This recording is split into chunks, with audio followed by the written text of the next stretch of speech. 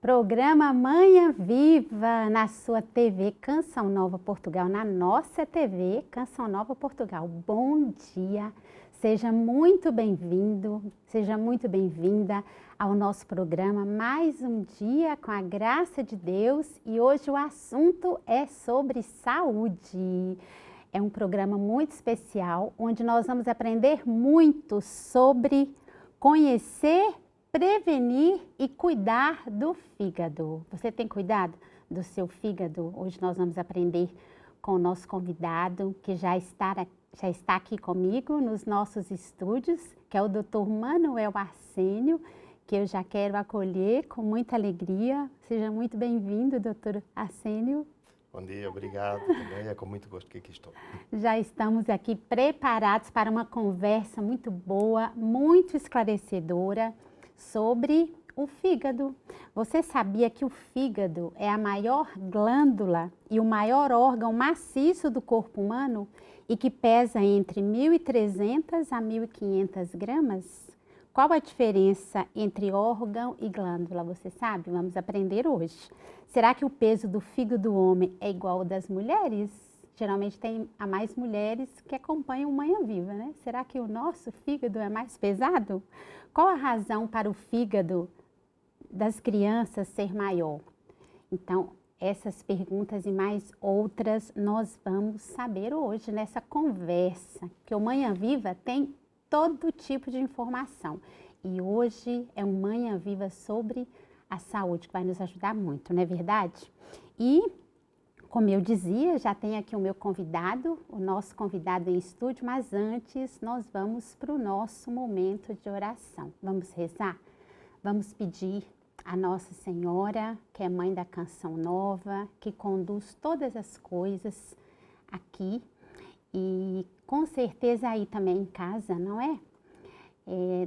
Nossa Senhora, o nosso fundador costumava dizer e nos ensinou que na Canção Nova é ela que tudo faz. Então nós vamos rezar para que tenhamos um dia bom, que ela nos conduza e que ela tudo faça nesse dia de hoje, não só nesse momento, nesse programa, mas nesse dia que Deus nos dá para viver. Mais um dia, graças a Deus. Vamos rezar? Ave Maria, cheia de graça, o Senhor é convosco. Bendita sois vós entre as mulheres, bendito é o fruto do vosso ventre, Jesus. Santa Maria, Mãe de Deus, rogai por nós, pecadores, agora e na hora da nossa morte. Amém. Nossa Senhora do Rosário de Fátima, rogai por nós. Dr. Manuel Arsênio, muito bem-vindo a Fátima, a terra de Nossa Senhora, e muito bem-vinda aqui aos nossos estúdios da Canção Nova, ao programa Manhã Viva. Que bom recebê-lo. E eu gostaria de começar perguntando, doutor Arsênio, quando foi que despertou, né, a sua vocação à medicina? Poderíamos dizer assim, que a medicina é uma vocação, não é? Eu acho que a medicina é mesmo uma vocação. E porque ir para a medicina, quem não gosta, quem não aprecia, acho que é um fardo muito grande. Acho que é um péssimo motivo ir para a medicina por outra razão que não seja o gosto pela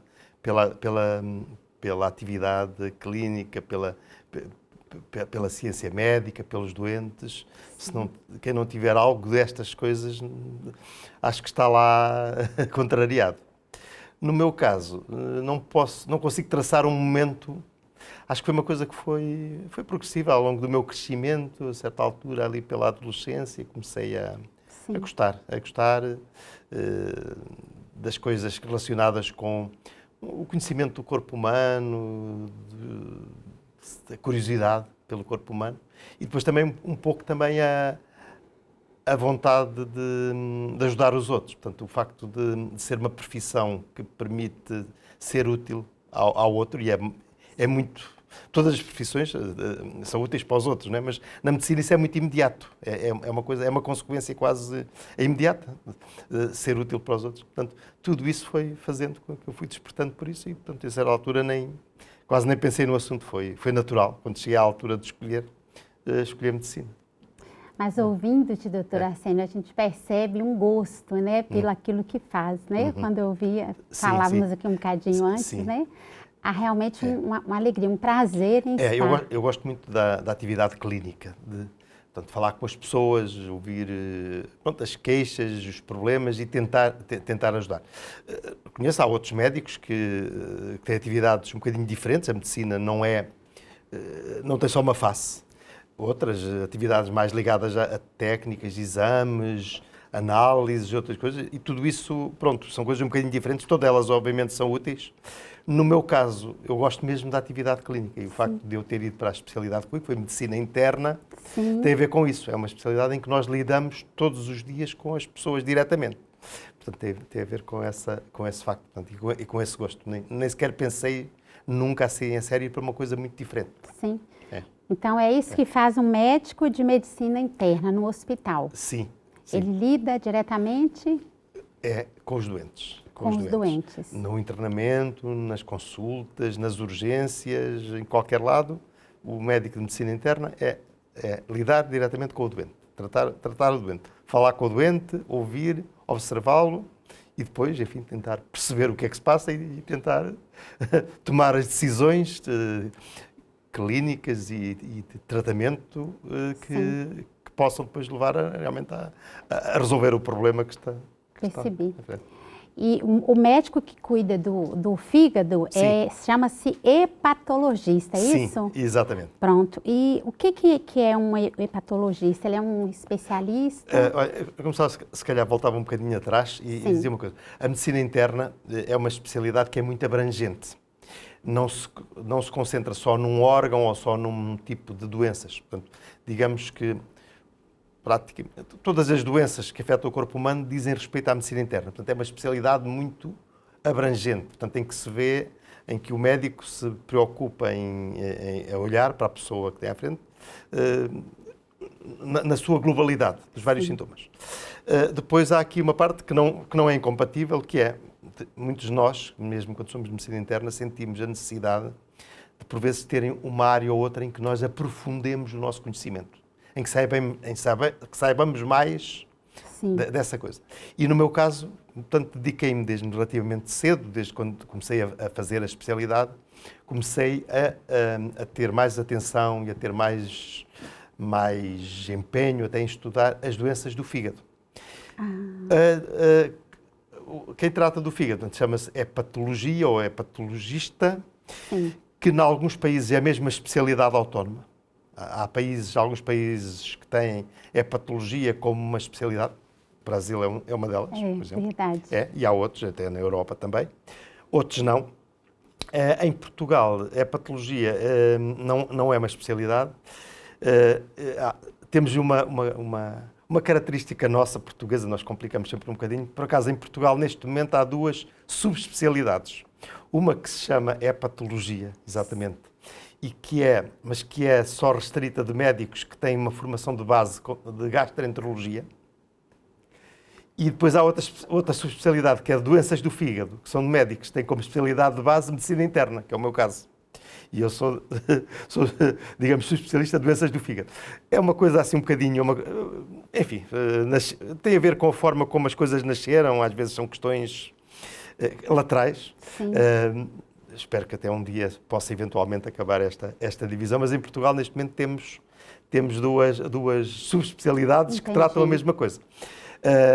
Já agora, acrescentar uma coisa que acho que também é importante dizer. Sim. Não são só estas pessoas que tratam as pessoas com doença do fígado.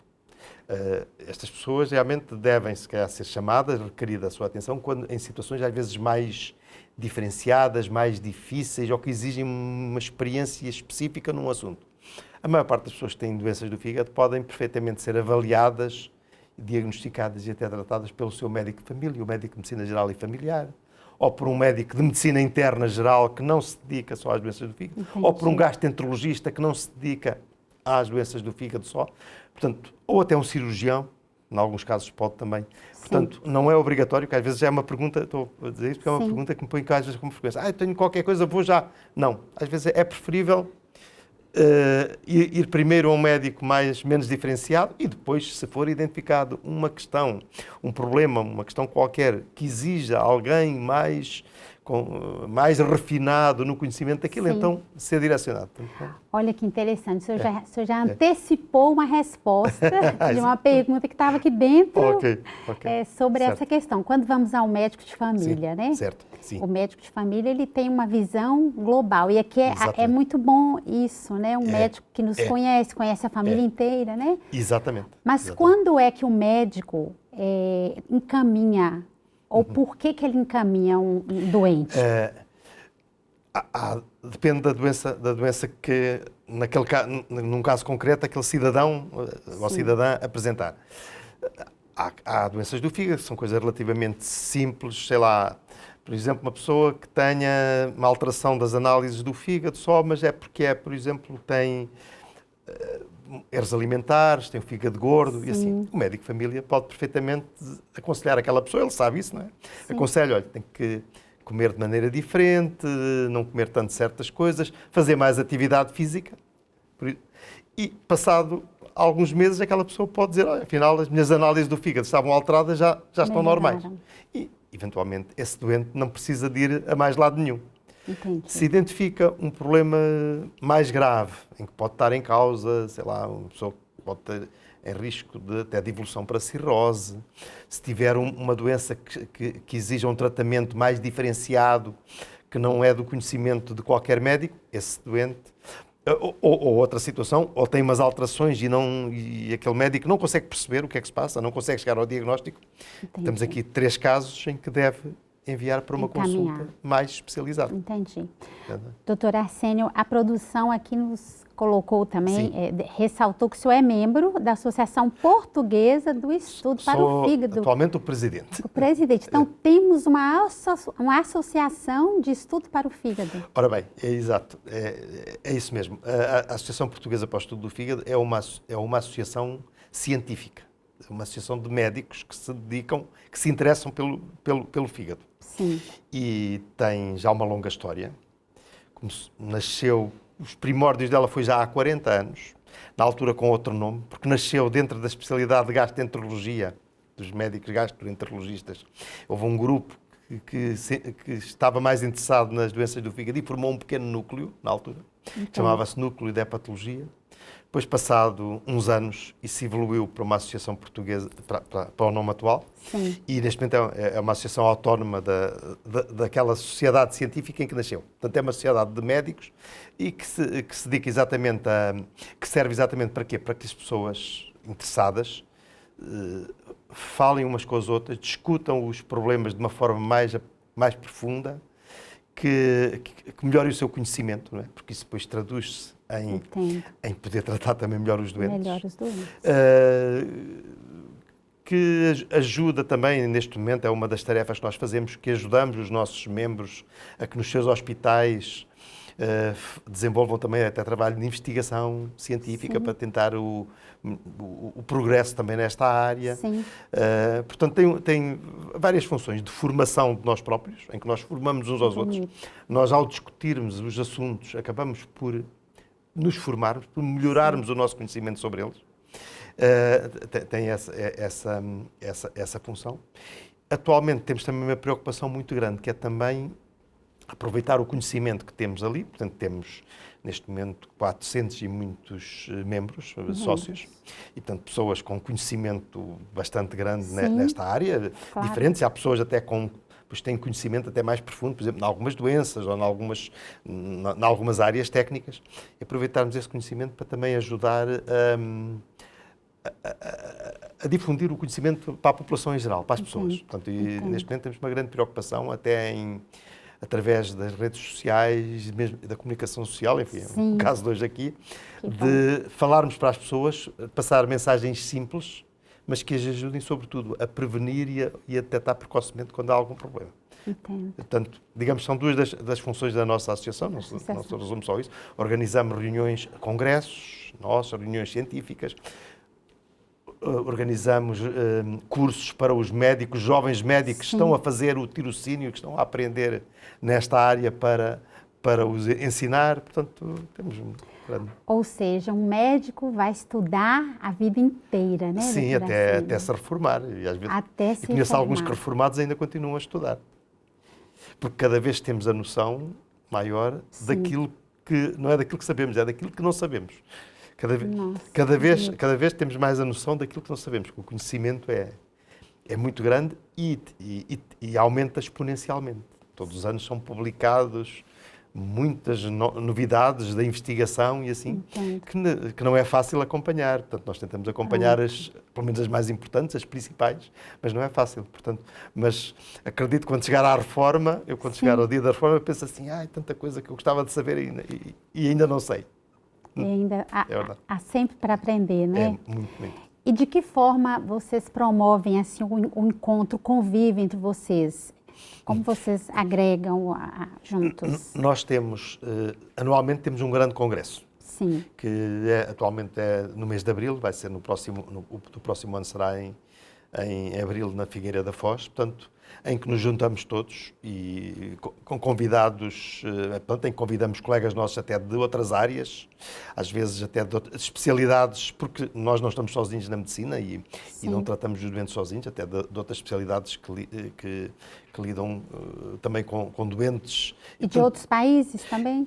Também colegas nossos de outros países, que vêm cá alguns, e todos os anos temos uma grande reunião, que é o Congresso Anual. Uma riqueza. E depois, além disso, temos cursos mais pequenos. Por exemplo, daqui a 2 dias, vamos ter um curso para um grupo mais pequenino, será para cerca de 3 dezenas de médicos, que será sobre o que é que se prevê na aplicação da inteligência artificial a esta área da hepatologia. Uau. Porque é um mundo que está aí a vir e, portanto, esperemos, aplicando bem, já é aplicado em muita coisa, até nos exames, nos exames complementares, em muitas análises, mas também na parte clínica, a capacidade da inteligência artificial, se nós a aproveitarmos bem, pode-nos ajudar a fazer melhores diagnósticos e a tratar melhor os doentes. E como nós sabemos muito pouco disso neste momento, que bom. Vamos ter daqui a 2 dias um curso em que vamos estar algumas dezenas, com alguns colegas que vêm até, no caso, virão de Espanha, que têm já um trabalho que já vem de algum tempo nessa área e vamos trocar impressões com eles, vamos ver o que é que eles nos têm a dizer, porque é uma área que nos está do futuro, já é presente, mas será muito do futuro. Sim. E que nos está a entusiasmar e a levantar algumas interrogações. Agora vamos falar do fígado, né? Quem está em casa deve estar assim, cheio de dúvidas sobre Exato. Qual a importância, doutora Araceli, ou melhor, qual que é a função do fígado no nosso organismo? Ora bem, eu diria que o fígado que é o órgão mais complexo, ou mais completo do corpo humano. O fígado é o maior, já há bocadinho na introdução disse isso, é o maior em peso. Mas depois não é só isso, é que tem muitas funções, tem centenas de funções, o fígado. Não há nenhum outro órgão no corpo humano que tenha tantas funções. Diríamos, o fígado não é uma máquina que faça uma coisa, é uma fábrica de máquinas. Uau! Porque quase todos os processos de fabrico de substâncias ou de eliminação de substâncias que se passam no organismo passam pelo fígado. Portanto, tem funções, sei lá, só dizendo algumas das mais importantes, porque realmente são aí mais de 600, provavelmente. Por exemplo, papel na síntese das proteínas que são necessárias para o ser humano. Na própria metabolismo também das gorduras que nós ingerimos e sintetiza algumas de novo no fígado. Por exemplo, os açúcares que entram no organismo, que é essencial para a vida, nós não vivemos sem açúcar no organismo. O fígado pega no açúcar que lá chega, que nós comemos, que vem da alimentação, e processa esse açúcar e pode, por exemplo, armazená-lo sob a forma de açúcares mais complexos, que ficam ali como que armazenados em reserva para depois serem utilizados na hora em que seja necessário, não é? Nós não podemos estar sempre a comer constantemente, não estamos? Sim. Portanto, mas ele armazena. Tem um grande papel por exemplo, as substâncias necessárias para a coagulação do sangue são produzidas no fígado. Sim. Depois tem outro papel extremamente importante, que é um órgão de desintoxicação. substâncias que entram no sangue, entram na circulação sanguínea. Por exemplo, aquelas que nós comemos, portanto, quando tomamos as nossas refeições, que são absorvidas no intestino, entram na circulação, todas passam pelo fígado. E aí no fígado sofre uma primeira alteração. Há coisas que por exemplo, produtos que possam ser até tóxicos, são modificados, são transformados para deixar perder a sua toxicidade. Há outros que são aproveitados para todos estes processos metabólicos, que eu falei há bocadinho, e que depois, para sintetizar um sem número de substâncias que são necessárias para o organismo funcionar. E depois, os produtos que são tóxicos e que têm que ser eliminados, são eliminados na bilis e vão para o intestino. Portanto, nesse aspecto tem alguma semelhança com o rim, que é um órgão mais simples em termos de funcionamento. O rim, por exemplo, há substâncias que são tóxicas para o organismo, que chegam ao rim através da corrente sanguínea. O rim filtra-as, fica com as boas para continuarem no organismo e as más elimina-as pela urina. O fígado faz o mesmo também. Elimina, no caso, através das vias biliares. A bilis vai para o intestino e depois sai para o intestino e sai para o exterior, nas fezes, normalmente. Portanto, é uma função também de desintoxicação. Isto são só algumas, porque há muitas mais que o fígado tem. É realmente um órgão, diria que é uma central, é uma fábrica com muitas máquinas de muitos tipos. Todas elas essenciais, não podemos dizer que uma é importante e outra não é. Todas são importantes. Olha, isso já desperta na gente um desejo de cuidar melhor do fígado. Só por esse bocadinho aí que o senhor disse, né? Dessa importância. Mas nós vamos fazer um breve momentinho aqui, interromper a nossa conversa, doutora Arsênia, para nós vermos um VT produzido aí pela nossa produção, que vai falar sobre essa questão da importância do fígado, com a doutora Silva Oliveira, e Mitos e Verdades, Visão, Mitos e Verdades, é o título do nosso VT, da nossa rubrica. Vamos acompanhar?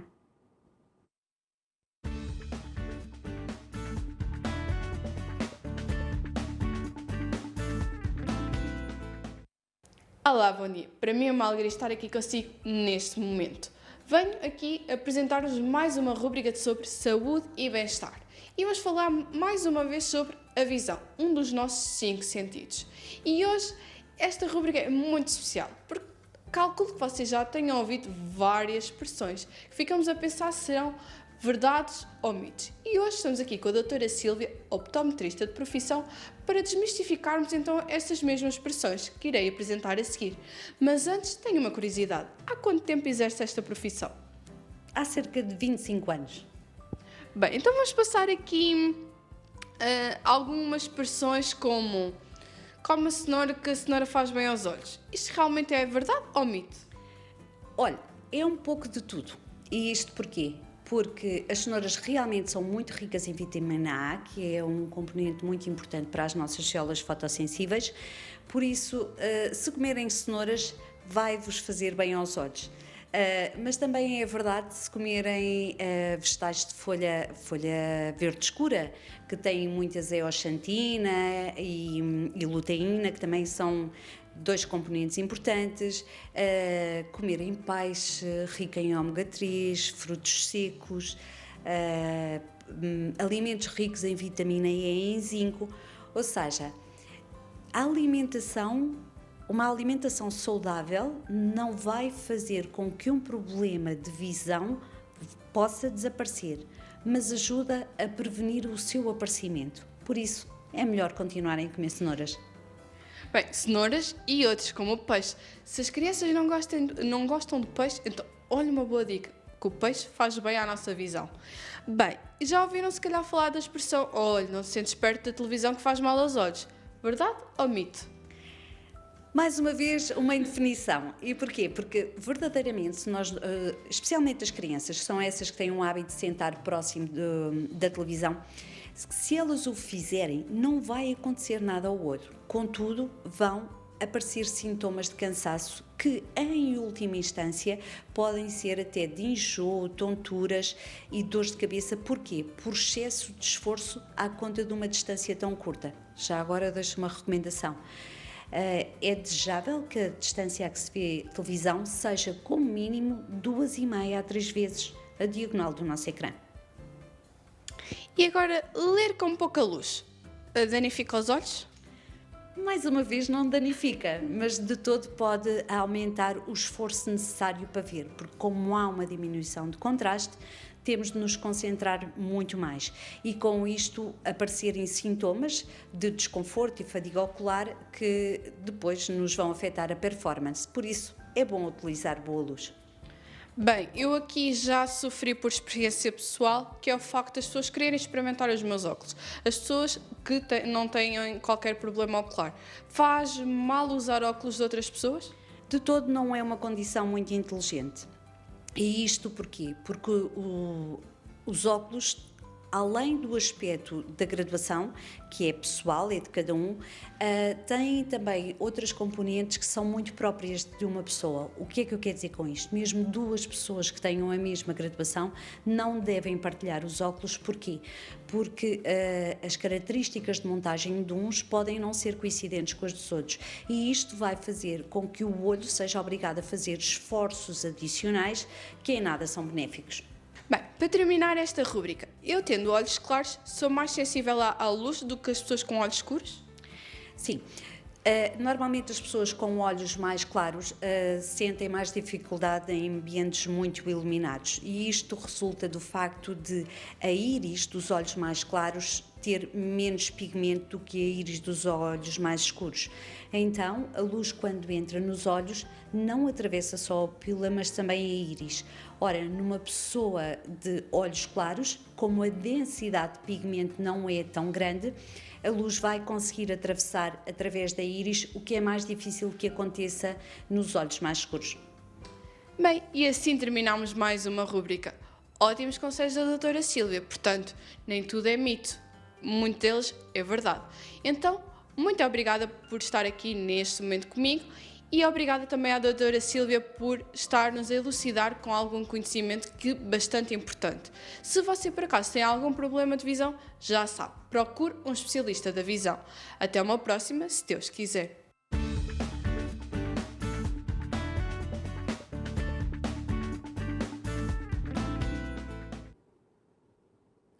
Olha, afinal, a nossa rubrica veio aí desmistificar muita coisa que a gente cresceu dizendo ou ouvindo, né? De fato, não tinha muito a ver com o fígado, mas tem, né, doutora Arsênio? Porque o nosso corpo é uma unidade, não é isso? Cada órgão... Exatamente. Depende. Nenhum órgão do corpo humano vive autonomamente. E a começar pelo fígado. O fígado tem as inter-relações entre o fígado e todos os outros órgãos são muito grandes. E depois nas doenças temos também o resultado disso. Há muitas doenças destas que nós falamos, das doenças do fígado, que podem afetar também outros órgãos, às vezes mais do que o fígado, e se calhar daqui a bocadinho falaremos de algum desses casos. Sim. Portanto, aqui não há campos estanques. Isolados, que bom. Não. Então, nós vamos voltar daqui a pouquinho para continuar a nossa conversa com o Dr. Arsênio e aprender muito mais sobre o fígado e sobre principalmente como nos cuidar para termos uma saúde melhor. Fique aí ligadinho conosco, já voltamos.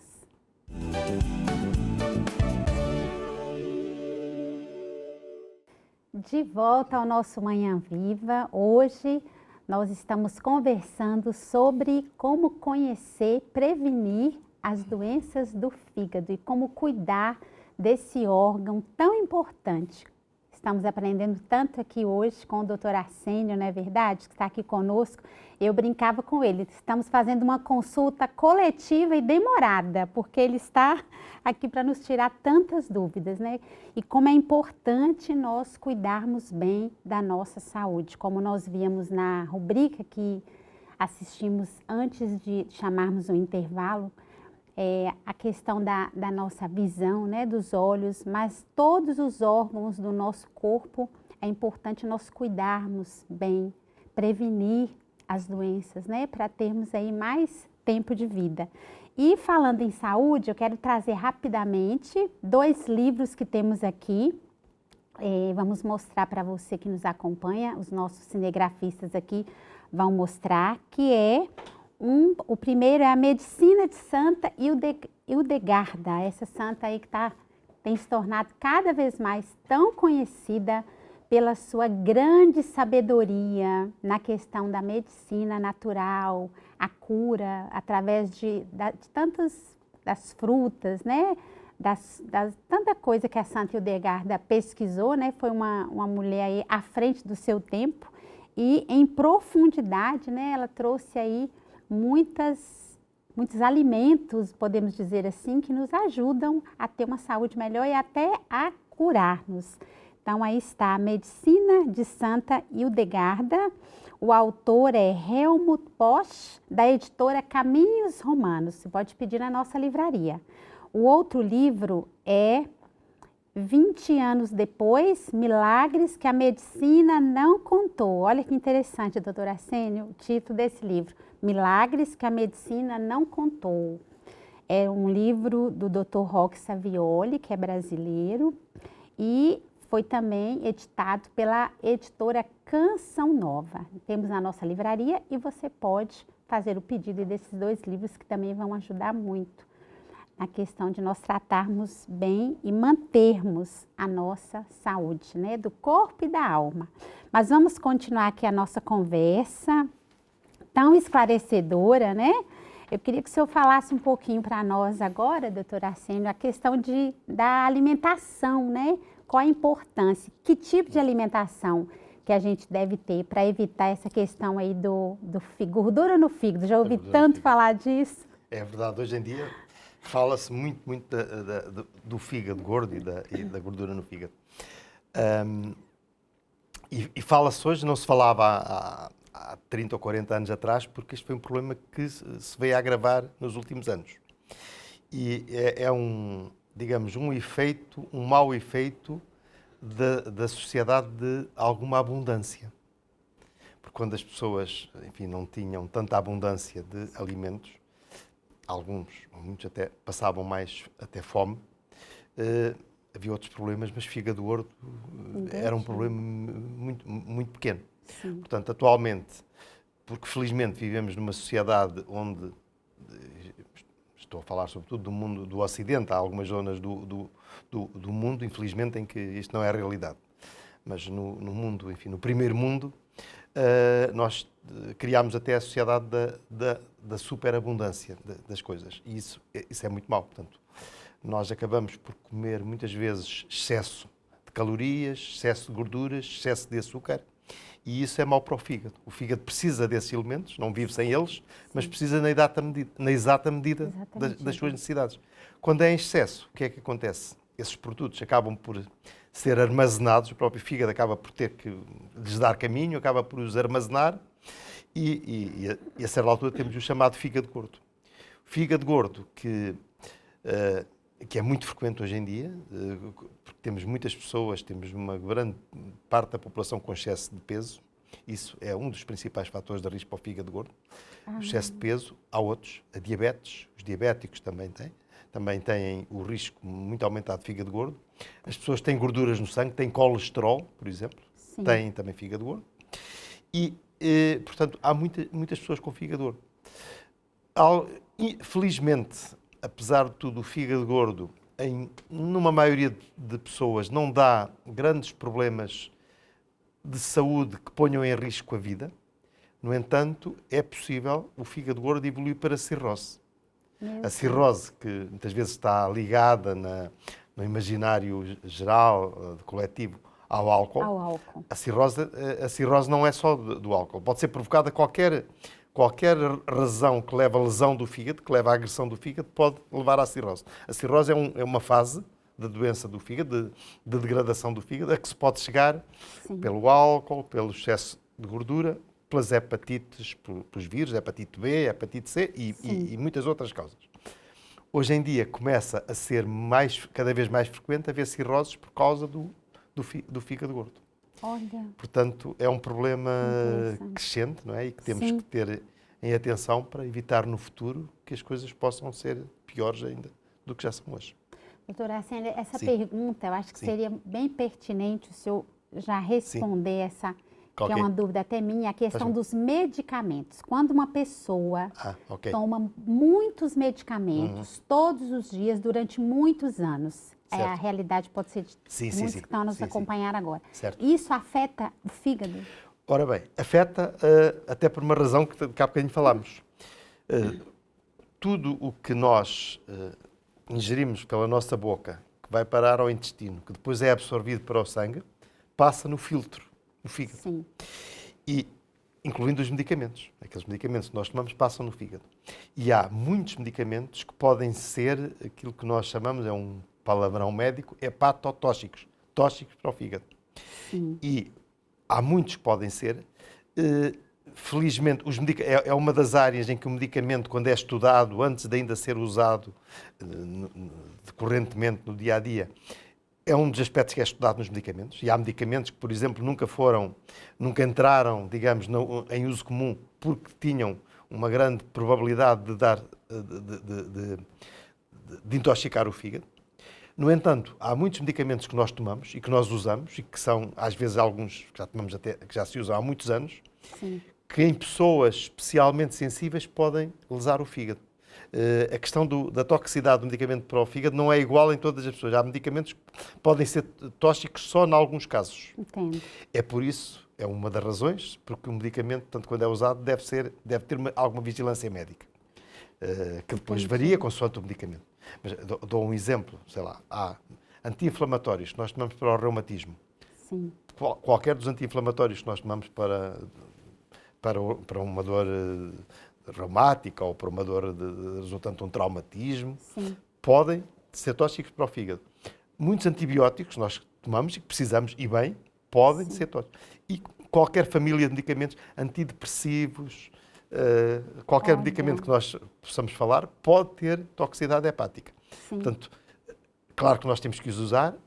Muitas vezes, qual é o cuidado que temos que ter? Por um lado, não os usar de forma desnecessária, primeiro. E quando os usamos, estarmos cientes disso e pronto, e aí recorrermos aos técnicos que percebem do assunto para essa vigilância que às vezes é necessária. Entendi. Exatamente. E aí seria necessário, para saber se está tudo a correr Certo. bem, a questão das análises clínicas?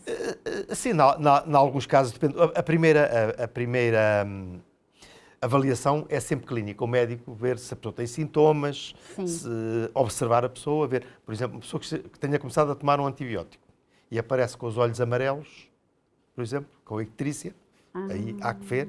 Portanto, a clínica é a primeira coisa.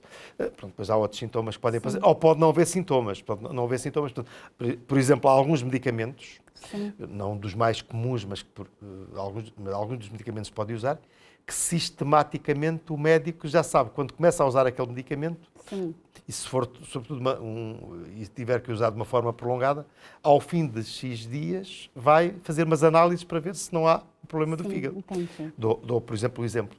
Há medicamentos para a tuberculose, em que faz parte do protocolo, ao fim de algum tempo, fazer análises, porque a probabilidade de poderem dar alterações do fígado é significativa, é grande e tem que se ir apreciar e ver se é preciso ajustar a dose, se está tudo bem, se é preciso até substituir por outro. Entendi. Isto é um exemplo, mas há outros exemplos assim. Portanto, os medicamentos são muito bons, são essenciais, não devem ser tomados de uma forma leviana pelas pessoas. Portanto, a pessoa quando toma um medicamento, claro que, felizmente, cada vez mais qualquer cidadão tem a chamada literacia, não é? Está melhor hoje a literacia em saúde do que estaria há alguns anos atrás. Mas, e a pessoa às vezes já toma um medicamento, que já sabe quando precisa que o pode tomar, e já tem algum conhecimento e experiência disso e pode usá-lo. Mas é sempre importante ter informação médica ou do técnico de saúde. Há informações que podem ser dadas na farmácia, num centro de saúde, não só. Depende depois do tipo de informação. Há informação que um enfermeiro, um farmacêutico pode dar. Há outras que serão mais específicas do médico. Mas, portanto, os medicamentos são excelentes, foi um grande progresso da humanidade, não é? Da humanidade, mas não devem ser encarados de uma forma leviana. Portanto, temos de estar conscientes de que aquilo que faz bem pode sempre fazer mal a outra coisa. Entendi. O senhor falou edicterícia, eu lembrei-me dos Sim. bebês, dá muito em bebê, né? Essa Sim. icterícia, a gente Mas ouve isso falar. é quase, digamos, normal. Há ali uma fase do Normal recém-nascido que pode haver icterícia, que em alguns casos pode ser mais grave e que existe tratamento. E qual é o papel do fígado na formação do feto, doutora Arcílio? O fígado, já há bocadinho falámos disso, portanto, o fígado, digamos, é a grande máquina produtora das substâncias que integram o nosso organismo. Portanto, o feto, daqueles 9 meses, portanto, há um crescimento, não é? Que começa com as células do pai e da mãe, Sim. e depois acaba num bebé que tem 3 quilos e tal, 4 quilos e tal. Aqueles 9 meses é um tempo de crescimento exponencial muito rápido. Se pensarmos, vem do quase nada para um serzinho, ser humano, não é? né? Com a formação dos órgãos. Ora, o fígado, como principal máquina, fábrica de produção do organismo, desde muito cedo que entra em funções. E, portanto, tudo, digamos que quase aquilo que vai constituir o corpo, não é? Desde os músculos, os vários órgãos, o fígado tem papel aí em tudo. Portanto, em todas essas coisas, há substâncias que são sintetizadas, são fabricadas no fígado, que depois vão constituir esses órgãos. Até há uma coisa curiosa, o sangue, as células do sangue, são produzidas, por exemplo, no adulto, na medula óssea. Sim. E no feto, também a partir de certa altura, é na medula óssea, quando ele já está um bocadinho mais formado, em que começam a ser produzidas as células do sangue. Há ali uma fase, ainda antes disso, em que é no fígado que é sintetizado as células do sangue. Portanto, até nesse aspecto, que é o aspecto que depois no adulto desaparece. Só em casos de algumas doenças, enfim, raras, é que o fígado pode, a certa altura, que não é saudável, portanto, pode estar a produzir células do sangue. Mas há uma fase ali na vida do feto, ainda muito precoce, ali pelas 12 a 18 semanas, por aí, em que as células do sangue são produzidas no fígado. Portanto, até aí ele mete uma colherada, uma coisa que depois, mais tarde, não é função dele. Mas, portanto, o fígado, portanto, é essencial para a formação do corpo. Digamos que diria que é a fábrica por onde passa tudo aquilo que vem da mãe, não é? Porque o alimento do bebé, do feto, tudo aquilo que leva à formação do feto e ao crescimento vem da mãe. E a passagem pelo fígado é essencial, porque aí é que as substâncias são produzidas, modificadas e assim. Digamos que é a central de fabricação do corpo humano. E é verdade que o fígado tem a capacidade de regenerar-se, doutora Sônia? O fígado, há outros órgãos que também têm alguma capacidade de regenerar. Por exemplo, falei há um bocadinho um exemplo, o nosso sangue, desde que nascemos até que morremos, está sempre a regenerar. Temos células na medula óssea que têm a capacidade de se dividir e de se maturar para dar as células do sangue e, portanto, o nosso sangue vai se renovando, portanto, o nosso sangue é produzido e depois acaba por ser distribuído, ou às vezes, se houver uma hemorragia, até é perdido.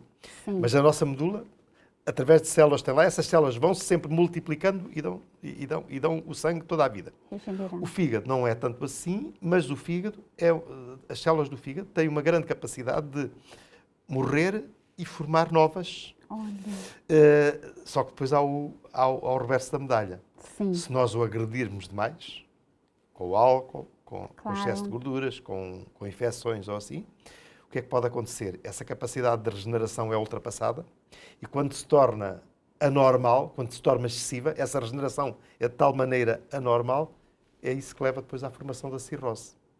Porque leva a que depois seja produzidas a chamada fibrose, portanto, digamos como que cicatrizes no fígado, que se vão acumulando e é isso em última análise que leva à cirrose. Entendi.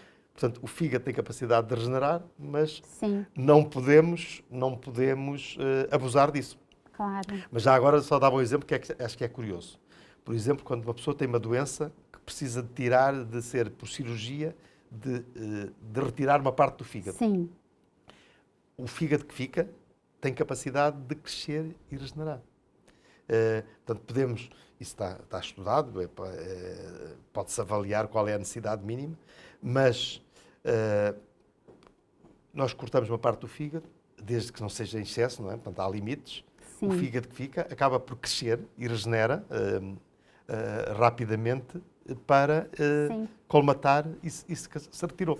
E já agora outra curiosidade, por exemplo, quando pode-se transplantar, por exemplo, para uma criança com uma doença do fígado, precisa de um transplante do fígado, geralmente só é transplantado um bocadinho do fígado, uma coisa Olha. pequena, de acordo com o peso da criança. E esse fígado depois vai crescendo, não é? Ao longo da vida Que interessante. e vai-se... É lindo o nosso corpo humano, mas o né? fígado tem uma grande capacidade de regenerar, por exemplo, ao contrário, por exemplo, das células dos neurónios. Infelizmente, não é?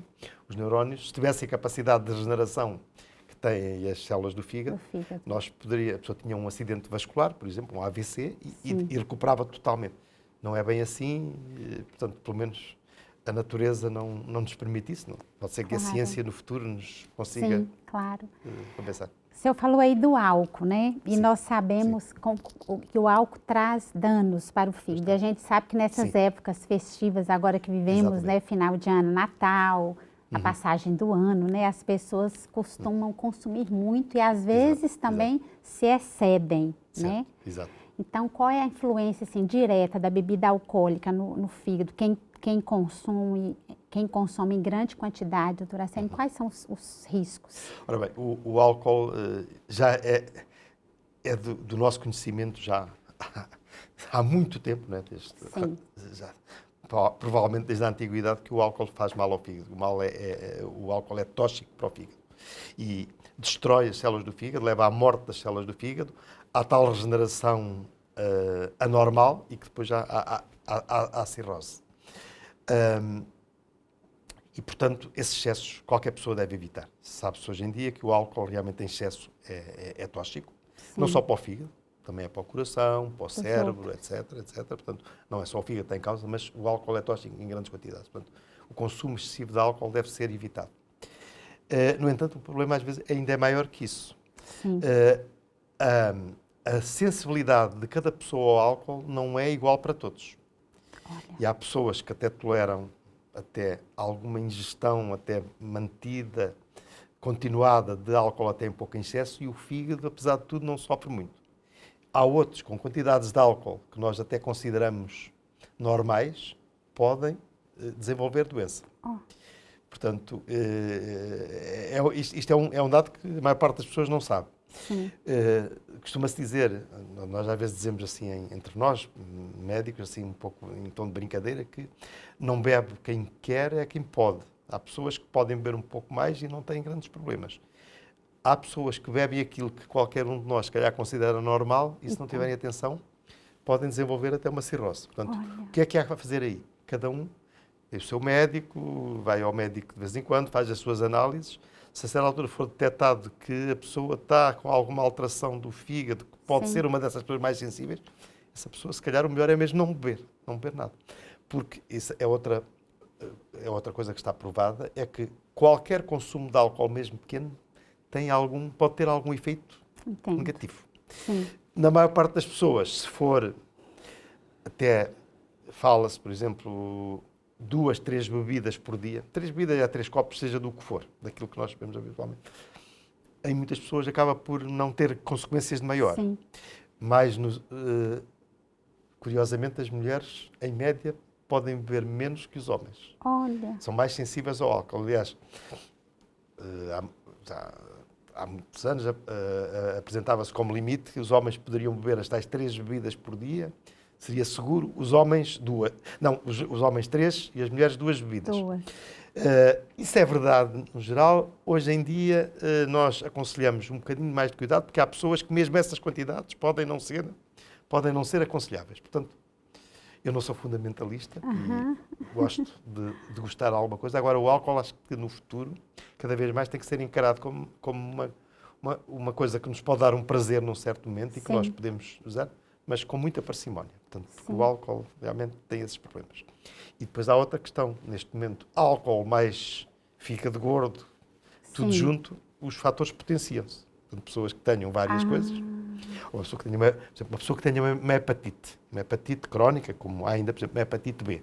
Essa pessoa não deve mesmo beber. Se tiver há outras doenças menos frequentes, mais raras, causas até, pronto, que às vezes algumas delas que nós não conhecemos a causa, doenças autoimunes e por aí, Sim. pessoas que tenham outra doença do fígado, essas aí claramente não devem beber mesmo nada, porque Sim. é o único conselho seguro que nós lhes podemos dar. Claro. Doutor Arsênio, dizem que as Sim. doenças do fígado, e me diz se isso é verdade, são silenciosas? Pois são. São. Porque o fígado geralmente não dói.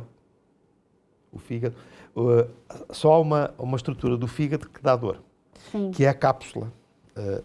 O revestimento, o fígado tem um revestimento, tem uma membrana que o reveste, que é o seu casaco.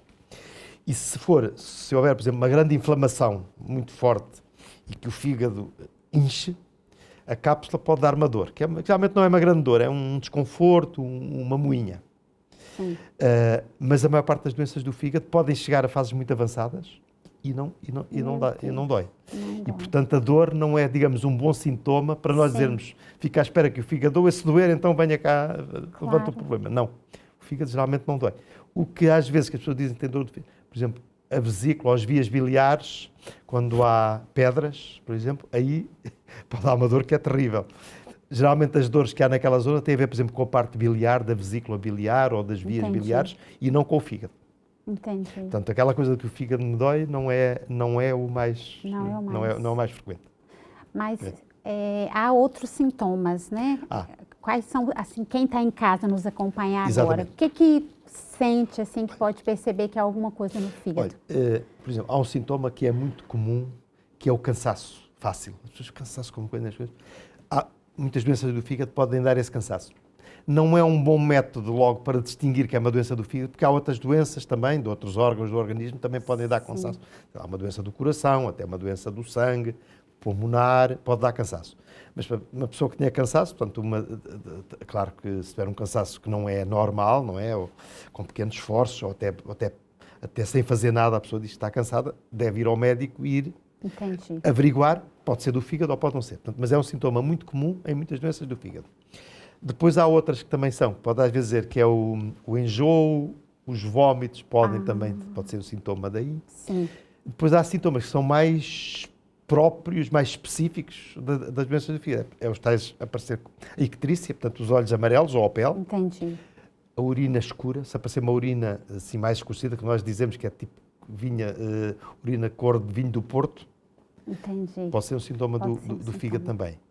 Portanto, esses sintomas já são mais, já nos apontam mais especificamente para o fígado. Mas a maior parte dos sintomas que aparecem nas doenças do fígado são comuns a muitas outras doenças, portanto tem que se ir ver, tem que se ir avaliar em Entendi. cada caso e ver Entendi. o que é que está a provocar. Olha, o nosso programa está chegando ao fim, uma Ah, sim, pena, doutor já. Arsênio, já estamos chegando ao fim, mas eu queria que o senhor deixasse suas considerações finais. Há um assunto que não falámos e que acho que Sim. é importante falar. Claro. Felizmente não é, que é o cancro do fígado. O cancro que nasce mesmo do fígado. O fígado pode ser atingido por ramificações de outros cancros, Sim. que é talvez até a situação mais comum. Agora, o cancro que nasce mesmo no fígado, que é chamado o carcinoma hepatocelular ou hepatocarcinoma, enfim, são estes nomes muito, enfim, um bocadinho difíceis, habitualmente aparece em pessoas que têm outras doenças do fígado. As pessoas têm as doenças crónicas do fígado. Um dos riscos, se a doença não for tratada atempadamente, é o cancro do fígado. Entendi. Isso, portanto, a pessoa quando está a fazer a prevenção do fígado gordo, a prevenção da doença alcoólica, portanto, não bebendo ou tendo cuidado com isso, não correndo riscos, por exemplo, para apanhar hepatite B ou hepatite C, está a evitar essas doenças, mas está também a fazer a prevenção do cancro do fígado. cancro. Porque o cancro do fígado aparece, na maioria esmagadora dos casos, aparece nessas situações, digamos, no mau sentido, a cereja, a má cereja, A má em cima do bolo. E, portanto, é isso importante. Outra mensagem que já agora gostava de transmitir Claro. neste aspecto é que, portanto, se as pessoas quiserem, para, digamos, ser qualquer cidadão, faça a prevenção da doença do fígado.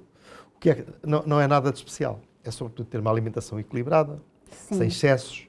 A dieta mediterrânica que nós, tradicionalmente em Portugal se praticava, é excelente para isso, mas realmente cuidado com os açúcares, que vêm das mais variadas formas, enfim, doces, refrigerantes, bem disfarçados muitas vezes em muitas coisas. Portanto, Sim. o açúcar, o álcool, não ter alguns comportamentos de risco que possam levar a que a pessoa apanhe uma infecção, por exemplo, o vírus da hepatite B ou hepatite C. Portanto, há certos comportamentos de risco, portanto, nomeadamente a esfera sexual e injeção de drogas, que são os grandes problemas que levam depois a essas infecções. Portanto, se as pessoas tiverem esse cuidado. E depois há outra vertente, e acabava nessa, que é as pessoas terem atividade física. Porque, por exemplo, para combater o fígado gordo é realmente comer menos aquelas coisas que fazem mal, mas também consumi-las, gastá-las. E se quem tiver uma vida sedentária, passa um dia sentado a uma secretária, ou em casa, andando 2 metros para um lado, 2 metros para o outro, o seu motor, que é o seu organismo, não gasta o suficiente. E aí é importante fazer caminhadas, fazer outras atividades, ter os seus hobbies, enfim, até trabalho no campo, ir para o ginásio. Depois cada caso é um, mas sobretudo andar muito a pé, caminhar, não usar o carro para tudo. Deixar o carro longe, não ir de carro sempre que for possível. Portanto, com coisas simples se conseguem prevenir a maior parte das doenças.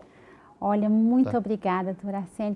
Que orientações preciosas para nós, para quem está em casa acompanhando. Que beleza foi esse programa, gente, que vai nos ajudar muito. Muito obrigada. Deus abençoe o trabalho do senhor. Obrigado, é com muito gosto e a minha associação está sempre disponível para eu ou outra pessoa disponível quando houver interesse em vir falar destas coisas. Será sempre bem-vindo ao programa Manhã Viva. Muito obrigada, doutora Arsênia. Obrigado também. E a quem nos acompanhou também, nós deixamos aqui o nosso obrigada pela sua companhia. Continue com a programação da nossa TV Canção Nova Portugal.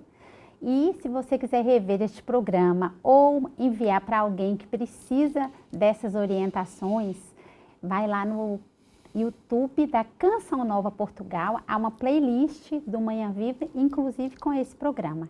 Muito obrigada ao nosso benfeitor, a quem nos acompanhou aqui. Deus abençoe e até o próximo Manhã Viva.